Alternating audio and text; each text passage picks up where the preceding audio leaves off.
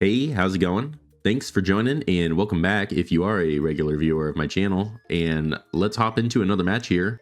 Now, this is in the latest version of 5.8.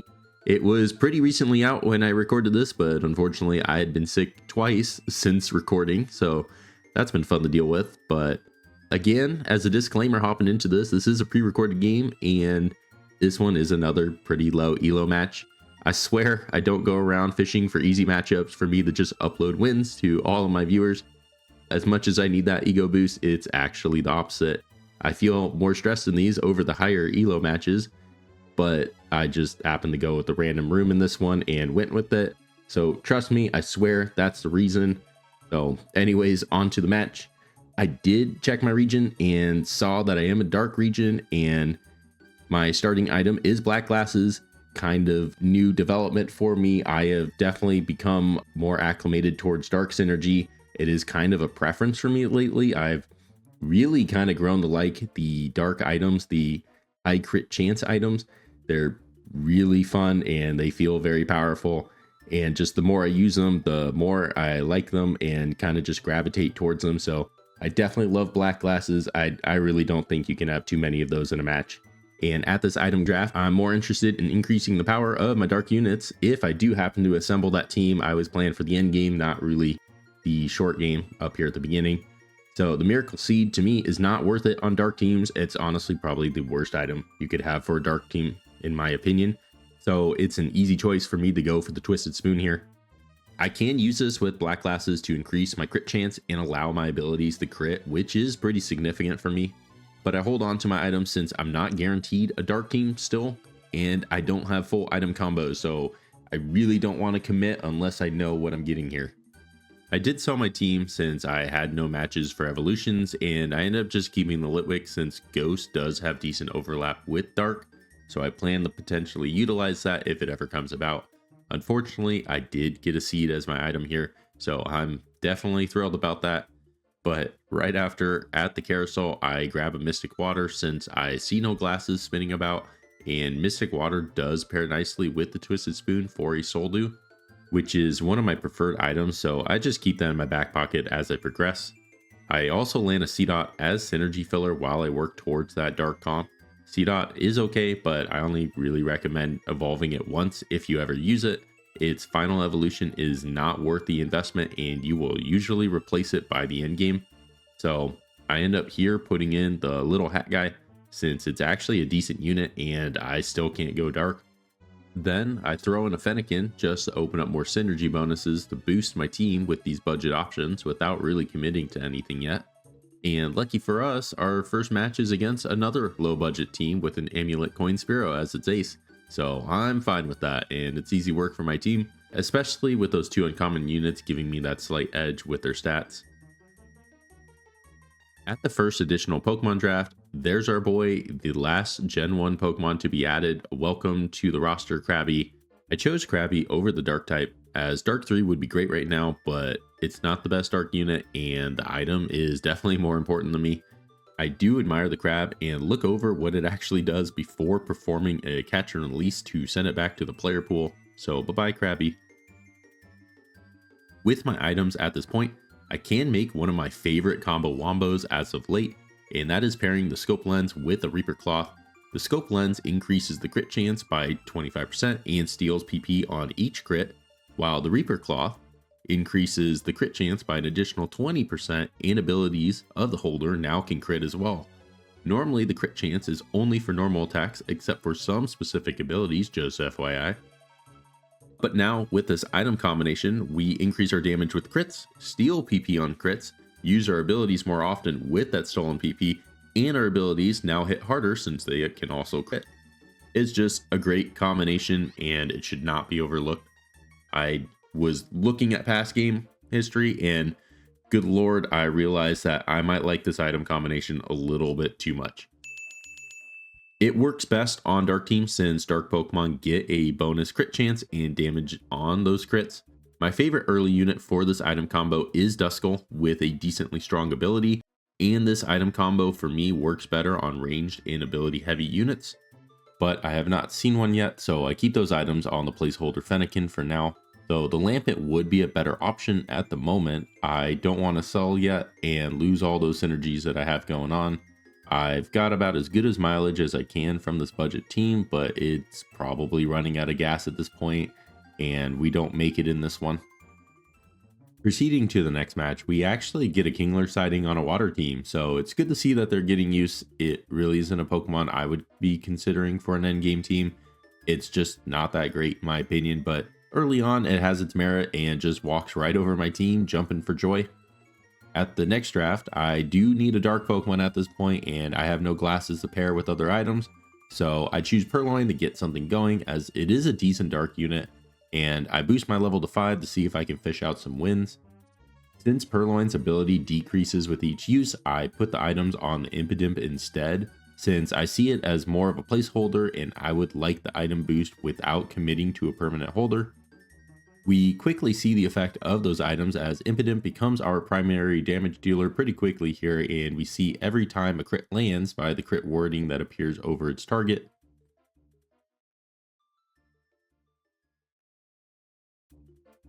I pick up another Impidimp here to evolve for that power boost, and at this point I just sell all the babies. I haven't been stockpiling them as fast as I would like at this point, so no BB strats in this one as I just continue to move forward.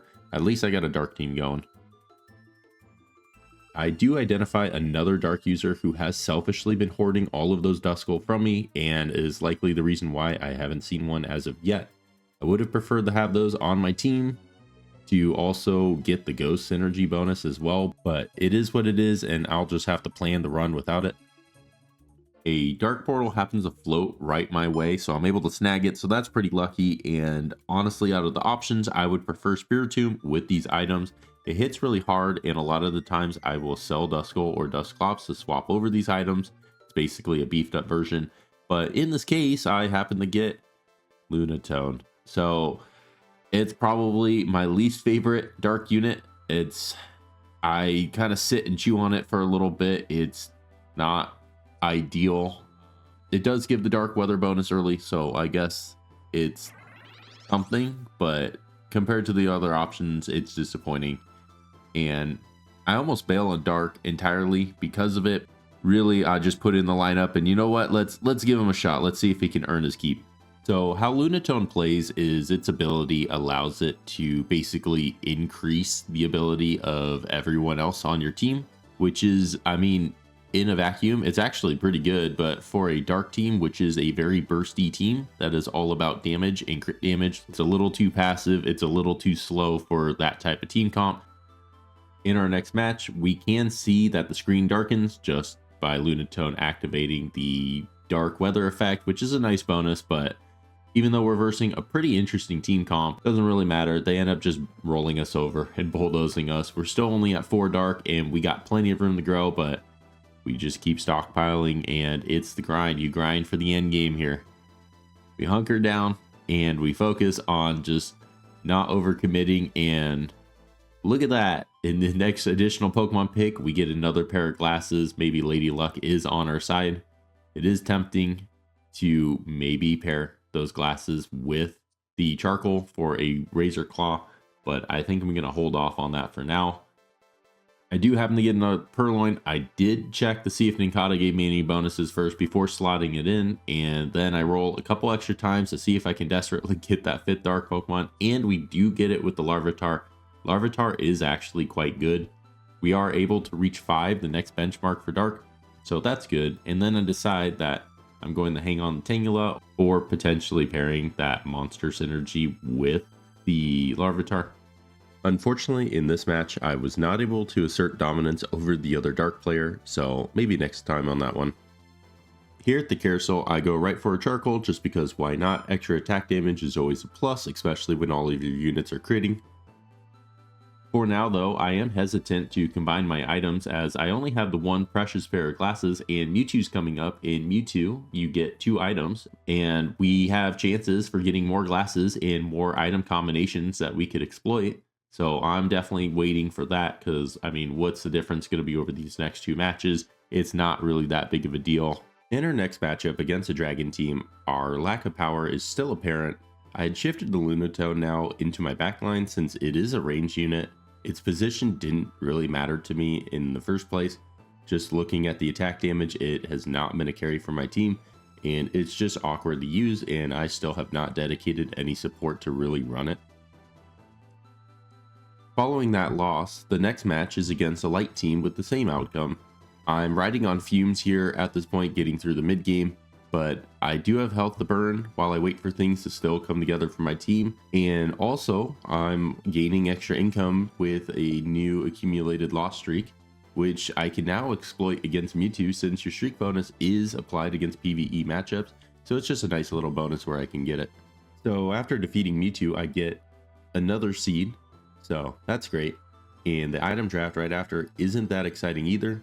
I do go with the Twisted Spoon like earlier in the game, and I grab a Ditto that I ended up finding in the shop, and right after I end up rolling for gold and finding a Poniard. Just an FYI, this guy is the man for dark teams. Poniard will basically be a non-negotiable team slot. I immediately throw away the Morgrem to set up the boy with those items. I then combine the glasses and charcoal for that Razor Claw that I'm too late to place for this next upcoming match, but it's fine. We are against the lowest player currently in the match, and Poniard is showing its worth even at its base stage. We whittled them down to their last unit where it's a close one, but unfortunately for us, Lunatone decides to cast its ability to increase the ability power of all of its teammates which are no longer on the field, and missing out on a normal attack because of it, which could have been the difference in this one, so we drop again. I now add the Razor Claw to the Poniard, and then I go ahead and position it in the back. Now, one of the things about Dark, it's one of its trademark features, is that Dark Pokemon can jump to the farthest opponent. So if I position him in the back, he will jump all the way to the other side of the field, to the opponent's farthest Pokemon. And they do this if that Dark Pokemon is not already engaged in combat, so placing him away from the front line gives him a better chance to jump. And it's just great for sniping ranged units on your opponent's team. It does require caution though, as it can give you leverage, but your opponent can set up traps for your jumping Pokemon by just literally sending them into a buzzsaw, so just be mindful of that. It's still too little for my team, as the Blastoise on the opponent's team in the back proves to be too much and wipes us out while gaining a pretty sizable profit. I am feeling the heat at this point, down at only 28 health remaining. I really can only feasibly lose 2 more matches, and I can't quite afford anymore if I want to stay in this match. Also, if you recall, this is a low elo match, so that's a fat -20 or more if I'm not careful, so that may have added a little bit of stress, and I was maybe a bit nervous at this point. At the item carousel, I get the Mystic Water taken from me, so it's rinse and repeat with the charcoal like earlier. Like before, I'm tempted to start combining items, but with the legendary coming up, I can't find myself to commit just yet, and I'm seeing if I can last until then to make a final decision. And lucky for us, we match up against a pretty weak Sound team, and after a little bit of a scuffle and some back and forth, we managed to finally edge one out and buy us some time, so I'm happy about that. And for our final matchup, before the legendary, we run into that wild team, and they are way too much for us to handle. I caught a lucky break winning the match before, and I likely would have had to roll down and flush out a team earlier and basically panicked when I was on that final life. But luckily, because of that previous win, I was able to coast into the legendary pick, knowing that it was guaranteed. So it's not too bad to lose this one, but now it's crunch time to make sure that I have a competent team heading into the late game. After defeating the tower duo, our final item is a pair of glasses, so that's great, and I'm happy I waited on my items. Now I wait and see what my pick will be so I can build around it. All but one dark portal is taken, so luckily for me, I still have an option, and the pick is the choice between 2 dark types, which is nice. Yveltal is decent, but the Galarian Moltres is a new addition in this patch, and I really want to try it out. I haven't used it yet. I see its ability hits everyone on the field, so I focus on allowing its ability to hit harder. And I do this by increasing the number of dark Pokemon to 7 by increasing its crit chance and giving it a Reaper Claw to allow its ability to start critting. I also give it a Mana Scarf to help it use its ability more often, so I'm hoping that this is enough to soup it up to allow it to do major damage.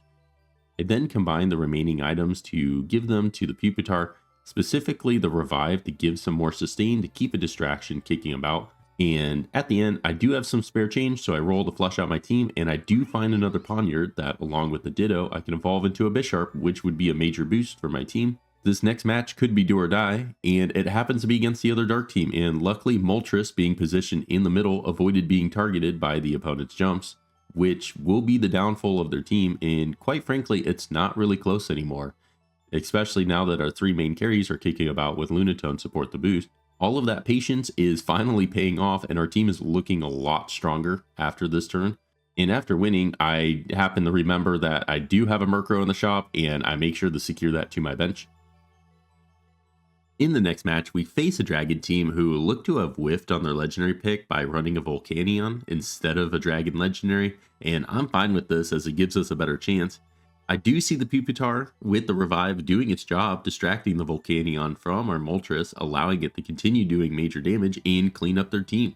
So that's another easy win. And here at the carousel, oh man, is that what I think I see? You know exactly what we are grabbing, and if you don't, I'm sorry, you failed today's quiz. Yes, we're going right for the scope lens, and we have priority due to our low remaining health, so thank you very much, I will take that.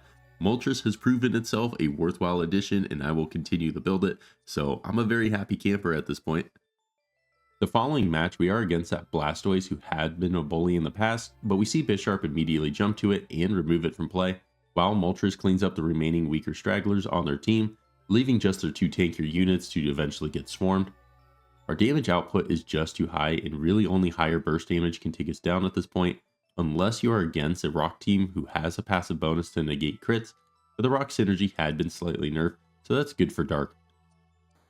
I continue adding units in between rounds as I build out the team, and I found that sitting at level 8 is more preferred to me than pushing for level 9.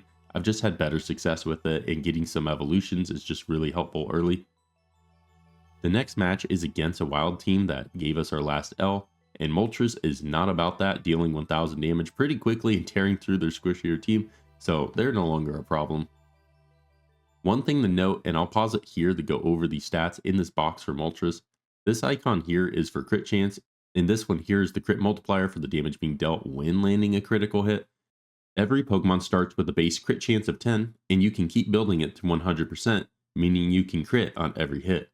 Once you reach 100% crit chance, any additional crit chance rolls over and adds to the crit multiplier instead, so it's not being wasted. The base crit multiplier for Pokemon is 2, and Dark Pokemon gain a bonus for crit chance and crit damage. Along with these items Moltres has, this is why the crit chance is 100% and the crit damage is 3.4, just FYI. Now, back to the match. After defeating the birds, the item draft isn't that great, and the only usable one is the Lucky Egg, so I just go ahead and grab that. Also, between turns, I was able to evolve and get the Liepard, and here, at this point, I find enough to also get a Houndoom. In this next match, I keep my gold at 49 since I'm on my last life, and if I lose, I'm out, and if I win, I roll up to 50 and get max interest, so I can get away with that. There's not really that much risk to it for me. And this dark team just goes ahead and makes quick work of this water team, so it's not even an issue. The other dark player I see has risen back to the top, so it's looking like a dark versus dark endgame, which might be interesting. But we end up matching up against them and find out that they are still no match for our team. This item combo is just working too well for Moltres, and really, this guy might need to be looked at to be nerfed a little bit. I'm not sure how, but they feel a little too good to run on teams right now. I grab a Soldew from the carousel, though maybe the Revive would have been better for the front line at this point. And after, while rolling down, I noticed that I'm actually one away from the big man himself from a Kingambit, which is unusual at level 8, but at this point I wanted to close out this match, so I roll pretty heavily to chase it. I also find another Murkrow to get a Honchkrow on the way, and here it is, I find the last Ditto I need to evolve the Bisharp. I end up giving the Soldew to the Houndoom just because the other Pokemon have full set of items, and it can scale Houndoom's ability. It's also pretty funny when it gets out of hand, as it will increase the health of the Houndour that the Houndoom will call to battle. We watch in this match the Kingambit jumps around and makes quick work of the enemy team, as it is a great complement to the Moltres. Gambit will attack on the physical side, while Moltres has been more special, and with their combo wombo they make pretty quick work of the other team. After defeating the legendary cats and getting really nothing of note, I start the Horde Rhyhorns because, I mean, at this point, why not? They keep giving them to me in the shop, and I can't just keep passing them up. Another matchup against a Dark player, and another win. We did play their Ghost, so let's see how the other matchup is going. I didn't even realize it, but they were able to get a Mega Houndoom here, and with the items it has, it's able to spam its ability and quickly overrun the board with Hound Towers, which is pretty funny. It reminds me of that time when Bayonet would spawn a copy with duplicated items and quickly overrun the board. Does anyone remember that when that was a thing? Anyways, now it's just down to 2, and I'm pretty much asserting dominance as the top Dark team, even with the Mega Houndoom on their team. And I'm looking at finishing out this game with a nice reverse sweep. So I should have mentioned this, but I did have Rock Synergy, and what it does is allows me to have a weather rock, and this rock is based on the last weather you were in. For example, the last match weather was dark, so I did get a dark rock with its bonus. You can stack one for each rock synergy level you have, up to 3, and that's just an FYI. And that'll do it, and that's the win. So I hope you had a good time, and thanks for watching. I'll see you in the next one.